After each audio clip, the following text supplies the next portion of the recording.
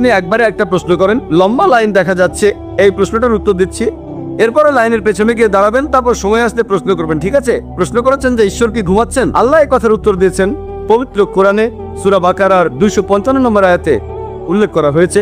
আল্লাহ বলেছেন, আল্লাহু লা ইলাহা ইল্লা হুয়াল হাইয়ুল কাইয়ুম লা তাখুযুহু সিনাতুন ওয়ালা নাওম, যে আল্লাহ অবিনশ্বর, চিরস্থায়ী, তিনি কারো মুখাপেক্ষী নন, তার নিদ্রার প্রয়োজন হয় না, তন্দ্র তাকে স্পর্শ করে না, বিশ্রামের প্রয়োজন হয় না। আমাদের ঘুমানোর প্রয়োজন হয়, আমাদের বিশ্রাম নেওয়ার প্রয়োজন হয়, আল্লাহ তাআলার ঘুমানোর প্রয়োজন হয় না। আল্লাহ তাআলা পবিত্র কোরআনে বলেছেন, তিনি যদি চাইতেন তাহলে পৃথিবীর প্রত্যেকটা মানুষকে বানাতে পারতেন মুসলিম হিসেবে, মুসলিম বানাতে পারতেন। আল্লাহর পক্ষে খুবই সোজা, শুধু কুন ফায়াকুন। তবে এই জীবনটা পরকালের জন্য পরীক্ষা। আল্লাহ আপনাকে পরীক্ষা করছেন, আমাকেও পরীক্ষা করছেন। আল্লাহ যদি চান আপনি আর কখনো মূর্তি পূজা করবেন না, তাহলে তো পরীক্ষাটা থাকলো না। পরীক্ষাটা হচ্ছে আল্লাহ আপনাকে কিছু আইন দিয়েছেন, এখন আপনি সেগুলো মানবেন কি মানবেন না। আপনি নাকি সবগুলো ধর্মই মানেন, কিন্তু আপনি তো হিন্দু ধর্ম মানছেন না, আপনি তো ইসলাম মানছেন না, আপনি তো খ্রিস্টান ধর্ম মানছেন না, শিখ ধর্ম মানছেন না, বৌদ্ধ ধর্ম মানছেন না। আমাকে এমন কোন কথা দেখান যেখানে ধর্মপদ বলছে, বৌদ্ধ যে কোনো গ্রন্থ বলছে যে বুদ্ধ তার মূর্তি বানাতে বলেছেন। তিনি কখনোই বলেননি। বুদ্ধ কবে হয়েছেন? আগামীকাল ধরেন কোন মুসলিম যে নবীজি মুহাম্মদ সাল্লাল্লাহু আলাইহি সাল্লামের মূর্তি বানালো, সে যদি মূর্তি বানিয়ে তার পূজা করে, আমি বলবো সেটা ভুল। নবীজি কখনোই তার মূর্তি বানাতে বলেননি।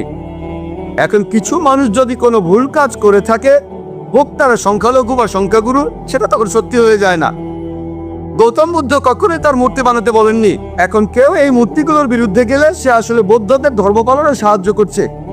শুধু বুদ্ধের একটা বিশাল মূর্তি বানিয়েছে বলেই তারা বুদ্ধকে মানে, এমনটা কিন্তু ঠিক না।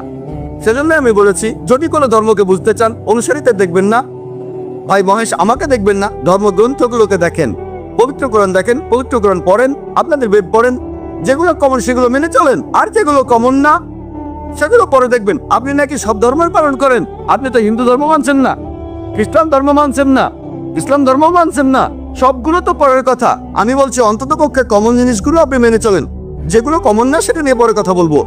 আপনি তো কমন জিনিসগুলো মেনে চলছেন না, সবগুলো মানা তো পরের কথা। যেদিন আপনি মূর্তি পূজা বন্ধ করবেন, সেদিন আমি এ কথা বলতে পারবো যে আপনি সবগুলো ধর্মের সবচেয়ে প্রধান কথাটা মানছেন।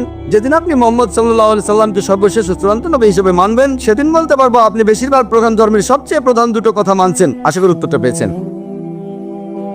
গুড ইভিনিং ডক্টর, আমার নাম জয় জাজিদিয়া। আমি এবছর ইঞ্জিনিয়ারিং পাশ করেছি। আর প্রথমেই বলি, আমি এই প্রথমবারের মতো আপনার লেকচার শুনতে এসেছি। আর বিভিন্ন ধর্মগ্রন্থের উপর আপনার দখল সত্যিই প্রশংসনীয়। আপনি যথেষ্ট